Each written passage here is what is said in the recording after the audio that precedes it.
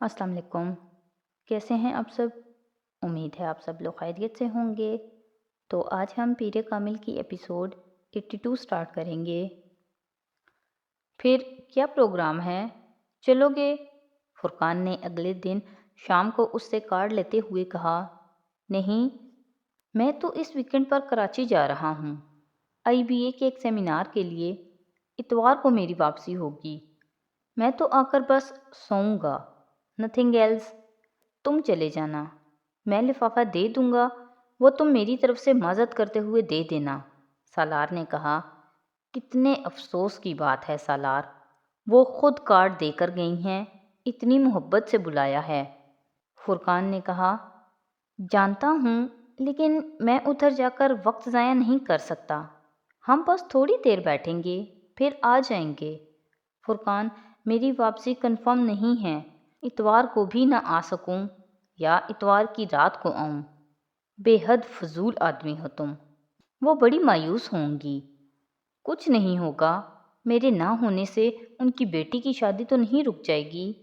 ہو سکتا ہے انہیں پہلے ہی میرے نہ آنے کا اندازہ ہو۔ اور ویسے بھی فرقان، تم اور میں کوئی اتنے اہم مہمان تو نہیں ہیں، سالار نے لاپرواہی سے کہا۔ بہرحال میں اور میری بیوی تو جائیں گے، چاہے ہم کم اہم مہمان ہی کیوں نہ ہوں، فرقان نے ناراضگی سے کہا۔ میں نے کب روکا ہے؟ ضرور جاؤ، تمہیں جانا بھی چاہیے۔ سیدہ اماں کے ساتھ تمہاری مجھ سے زیادہ بے تکلفی اور دوستی ہے، سالار نے کہا۔ مگر سیدہ اماں کو میرے بجائے تمہارا زیادہ خیال رہتا ہے، فرقان نے جتایا۔ وہ مروت ہوتی ہیں، سالار نے اس کی بات کو سنجیدگی سے لیے بغیر کہا۔ جو بھی ہوتا ہے، بہرحال تمہارا خیال تو ہوتا ہے انہیں۔ چلو، اور کچھ نہیں تو ڈاکٹر سبت علی کی عزیزہ سمجھ کر ہی تم ان کے ہاں چلے جاؤ، فرقان نے ایک اور حربہ آزمایا۔ ڈاکٹر صاحب تو خود یہاں ہیں نہیں، وہ تو خود شادی میں شرکت نہیں کر رہے، اور اگر وہ یہاں ہوتے بھی تو کم از کم مجھے تمہاری طرح مجبور نہیں کرتے۔ اچھا، میں بھی نہیں کرتا تمہیں مجبور۔ نہیں جانا چاہتے تو مت جاؤ، فرقان نے کہا۔ سالار ایک بار پھر اپنے لیپ ٹاپ کے ساتھ مصروف ہو چکا تھا۔ وہ ایک سرسبز و وسیع سبزہ زار تھا۔ جہاں وہ دونوں موجود تھے، وسیع کھلے سبزہ زار میں درخت تھے، مگر زیادہ بلند نہیں۔ خوبصورت پھولدار جھاڑیاں تھیں، چاروں طرف خاموشی تھی۔ وہ دونوں کسی درخت کے سائے میں بیٹھنے کے بجائے ایک پھولدار جھاڑی کے قریب دھوپ میں بیٹھے تھے۔ امامہ اپنے گھٹنوں کے گرد بازو لپیٹے ہوئے بیٹھی تھی اور وہ گھاس پر چت لیٹا ہوا تھا۔ اس کی آنکھیں بند تھیں۔ ان دونوں کے جوتے کچھ فاصلے پر پڑے ہوئے تھے۔ امامہ نے اس بار خوبصورت سفید چادر اوڑھی ہوئی تھی۔ ان دونوں کے درمیان گفتگو ہو رہی تھی۔ امامہ اس سے کچھ کہتے ہوئے دور کسی چیز کو دیکھ رہی تھی۔ اس نے لیٹے لیٹے اس کی چادر کے ایک پلو سے اپنے چہرے کو ڈھانپ لیا، یوں دھوپ کی شعاؤں سے آنکھوں کو بچانا چاہتا ہو۔ اس کی چادر نے اسے عجیب سا سکون اور سرشاری دی تھی۔ امامہ نے چادر کے سرے کو اس کے چہرے سے ہٹاتے یا کھینچنے کی کوشش نہیں کی۔ دھوپ اس کے جسم کو تراوٹ بخش رہی تھی۔ آنکھیں بند کیے وہ اپنے چہرے پر موجود چادر کے لمس کو محسوس کر رہا تھا، اور نیند اسے اپنی گرفت میں لے رہی تھی۔ سالار نے یکدم آنکھیں کھول دیں۔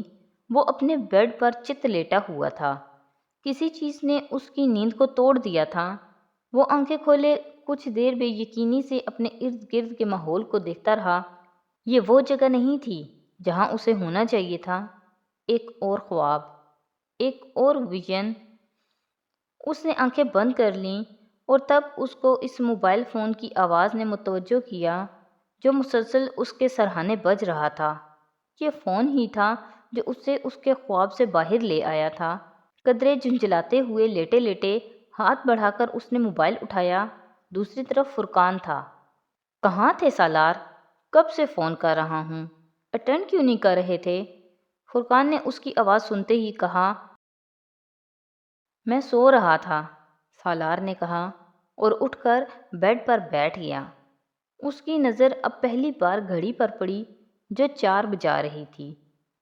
تم فوراً سعیدہ اماں کے ہاں چلے آؤ۔ دوسری طرف سے فرقان نے کہا، کیوں؟ میں نے تمہیں بتایا تھا۔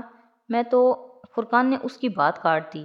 میں جانتا ہوں تم نے مجھے کیا بتایا تھا، مگر یہاں کچھ ایمرجنسی ہو گئی ہے۔ کیسی ایمرجنسی؟ سالار کو تشویش ہوئی۔ تم یہاں آؤ گے تو پتہ چل جائے گا۔ تم فوراً یہاں پہنچو، میں فون بند کر رہا ہوں۔ فرقان نے فون بند کر دیا۔ سالار کچھ پریشانی کے عالم میں فون کو دیکھتا رہا۔ فرقان کی آواز سے اسے اندازہ ہو گیا تھا کہ وہ پریشان تھا، مگر سعیدہ اماں کے ہاں پریشانی کی نوعیت کیا ہو سکتی تھی؟ 15 منٹ میں کپڑے تبدیل کرنے کے بعد گاڑی میں تھا۔ فرقان کی اگلی کال اس نے کار میں ریسیو کی۔ تم کچھ بتاؤ تو صحیح، ہوا کیا ہے؟ مجھے پریشان کر دیا ہے تم نے، سالار نے اس سے کہا۔ پریشان ہونے کی ضرورت نہیں ہے، تم ادھر ہی آ رہے ہو، یہاں آؤ گے تو تمہیں پتہ چل جائے گا۔ میں فون پر تفصیلی بات نہیں کر سکتا۔ فرقان نے ایک بار پھر فون بند کر دیا۔ تیز رفتاری سے ڈرائیو کرتے ہوئے اس نے آدھے گھنٹے کا سفر تقریباً 20 منٹ میں طے کیا۔ فرقان اسے سعیدہ اماں کے گھر کے باہر ہی مل گیا۔ سالار کا خیال تھا کہ سعیدہ اماں کے ہاں اس وقت بہت چہل پہل ہوگی، مگر ایسا نہیں تھا۔ وہاں دور دور تک کسی بارات کے آثار نہیں تھے۔ فرقان کے ساتھ وہ بیرونی دروازے کے بائیں طرف بننے ہوئے ایک پرانی طرز کے ڈرائنگ روم میں آ گیا۔ آخر ہوا کیا ہے جو تمہیں مجھے اس طرح بلانا پڑ گیا؟ سالار اب الجھ رہا تھا۔ سعیدہ اماں اور ان کی بیٹی کے ساتھ ایک مسئلہ ہو گیا ہے، فرقان نے اس کے سامنے والے صوفے پر بیٹھتے ہوئے کہا۔ وہ بے حد سنجیدہ تھا۔ کیسا مسئلہ؟ جس لڑکے سے ان کی بیٹی کی شادی ہو رہی تھی، اس لڑکے نے کہیں اور اپنی مرضی سے شادی کر لی ہے۔ مائی گڈنس، سالار کے منہ سے بے اختیار نکلا۔ ان لوگوں نے ابھی کچھ دیر پہلے سعیدہ اماں کو یہ سب فون پر بتا کر ان سے معذرت کی ہے۔ وہ لوگ اب بارات نہیں لا رہے۔ میں ابھی کچھ دیر پہلے ان لوگوں کے ہاں گیا ہوا تھا، مگر وہ لوگ واقعی مجبور ہیں۔ انہیں اپنے بیٹے کے بارے میں کچھ پتہ نہیں ہے کہ وہ کہاں ہے۔ اس لڑکے نے بھی انہیں صرف فون پر ہی اس کی اطلاع دی ہے۔ فرقان تفصیل بتانے لگا۔ اگر وہ لڑکا شادی نہیں کرنا چاہتا تھا تو اسے بہت پہلے ہی ماں باپ کو صاف صاف بتا دینا چاہیے تھا۔ بھاگ کر شادی کر لینے کی ہمت تھی تو ماں باپ کو پہلے اس شادی سے انکار کر دینے کی بھی ہمت ہونی چاہیے تھی۔ سالار نے ناپسندیدگی سے کہا۔ سعیدہ اماں کے بیٹے کو اس وقت یہاں ہونا چاہیے تھا۔ وہ اس معاملے کو ہینڈل کر سکتے تھے، لیکن اب وہ نہیں ہیں تو کسی نہ کسی کو تو سب کچھ دیکھنا ہے۔ سعیدہ اماں کے کوئی اور قریبی رشتہ دار نہیں ہیں؟ سالار نے پوچھا۔ نہیں، میں نے ابھی کچھ دیر پہلے ڈاکٹر ثبت علی سے بات کی ہے فون پر، فرقان نے اسے بتایا۔ لیکن ڈاکٹر صاحب بھی فوری طور پر تو کچھ نہیں کر سکیں گے، یہاں ہوتے تو اور بات تھی، سالار نے کہا۔ انہوں نے مجھ سے کہا ہے کہ میں تمہاری فون پر ان سے بات کرواؤں۔ فرقان کی آواز اس بار کچھ دھیمی تھی۔ میری بات؟ لیکن کس لیے؟ سالار کچھ حیران ہوا۔ ان کا خیال ہے کہ اس وقت تم سعیدہ اماں کی مدد کر سکتے ہو۔ میں؟ سالار نے چونک کر کہا۔ میں کس طرح مدد کر سکتا ہوں؟ آمنہ سے شادی کر کے۔ سالار دم بخود پلکیں چپکائے بغیر اسے دیکھتا رہا۔ تمہارا دماغ تو ٹھیک ہے؟ اس نے بمشکل فرقان سے کہا۔ ہاں، بالکل ٹھیک ہے۔ سالار کا چہرہ سرخ ہو گیا۔ پھر تمہیں پتہ نہیں ہے کہ تم کیا کہہ رہے ہو؟ وہ ایک جھٹکے سے اٹھ کھڑا ہوا۔ فرقان برق رفتاری سے اٹھ کر اس کے راستے میں حائل ہو گیا۔ کیا سوچ کر تم نے یہ بات کہی ہے؟ سالار اپنی آواز پر قابو نہیں رکھ سکا۔ میں نے یہ سب تم سے ڈاکٹر صاحب کے کہنے پر کہا ہے۔ سالار کے چہرے پر ایک رنگ آ کر گزر گیا۔ تم نے انہیں میرا نام کیوں دیا؟ میں نے نہیں دیا سالار، انہوں نے خود تمہارا نام لیا ہے۔ انہوں نے مجھ سے کہا تھا کہ میں تم سے درخواست کروں کہ میں اس وقت سعیدہ اماں کی بیٹی سے شادی کر کے اس کی مدد کروں۔ کسی نے سالار کے پیروں کے نیچے سے زمین کھینچی تھی یا سر سے آسمان، اسے اندازہ نہیں ہوا۔ وہ پلٹ کر واپس صوفے پر بیٹھ گیا۔ میں شادی شدہ ہوں فرقان، تم نے انہیں بتایا؟ ہاں، میں نے انہیں بتا دیا تھا کہ تم نے کئی سال پہلے ایک لڑکی سے نکاح کیا تھا، مگر پھر وہ لڑکی دوبارہ نہیں ملی تمہیں۔ پھر وہ اس کے باوجود یہی چاہتے ہیں کہ تم آمنہ سے شادی کر لو۔ فرقان، میں وہ بات کرتے کرتے رک گیا۔ اور امامہ، اس کا کیا ہوگا؟ تمہاری زندگی میں امامہ کہیں نہیں ہیں۔ اتنے سالوں میں کون جانتا ہے وہ کہاں ہے بھی کہ نہیں؟ فرقان، سالار نے ترشی سے اس کی بات کاٹی۔ اس بات کو رہنے دو کہ وہ ہے یا نہیں۔ مجھے صرف یہ بتاؤ کہ اگر کل امامہ آ جاتی ہے تو کیا ہوگا؟ تو یہ بات ڈاکٹر صاحب سے کہو، فرقان نے کہا۔ نہیں، تم یہ سب کچھ سیدہ اماں کو بتاؤ۔ ضروری تو نہیں ہے کہ وہ ایک ایسے شخص کو قبول کر لیتیں جس نے کہیں اور شادی کی ہے۔ وہ اگر بارات لے کر آ جاتا تو شاید یہ بھی ہو جاتا۔ مسئلہ تو یہی ہے کہ وہ آمنہ سے دوسری شادی پر بھی تیار نہیں ہے۔ اسے ڈھونڈا جا سکتا ہے۔ ہاں، ڈھونڈا جا سکتا ہے، مگر یہ کام اس وقت نہیں ہو سکتا۔ ڈاکٹر صاحب نے آمنہ کے لیے غلط انتخاب کیا ہے۔ میں آمنہ کو کیا دے سکتا ہوں؟ میں تو اس آدمی سے بھی بدتر ہوں جو ابھی اسے چھوڑ گیا ہے، سالار نے بے چارگی سے کہا۔ سالار، انہیں اس وقت کسی کی ضرورت ہے۔ ضرورت کے وقت صرف وہی آدمی سب سے پہلے ذہن میں آتا ہے جو سب سے زیادہ قابل اعتبار ہو۔ تم زندگی میں اتنے بہت سے لوگوں کی مدد کر چکے ہو، کیا ڈاکٹر سبت علی صاحب کی مدد نہیں کر سکتے؟ میں نے لوگوں کی پیسے سے مدد کی ہے۔ ڈاکٹر صاحب مجھ سے پیسہ نہیں مانگ رہے۔ اس سے پہلے کہ فرقان کچھ کہتا، اس کے موبائل پر کال آنے لگی۔ اس نے نمبر دیکھ کر موبائل سالار کی طرف بڑھا دیا۔ ڈاکٹر صاحب کی کال آ رہی ہے۔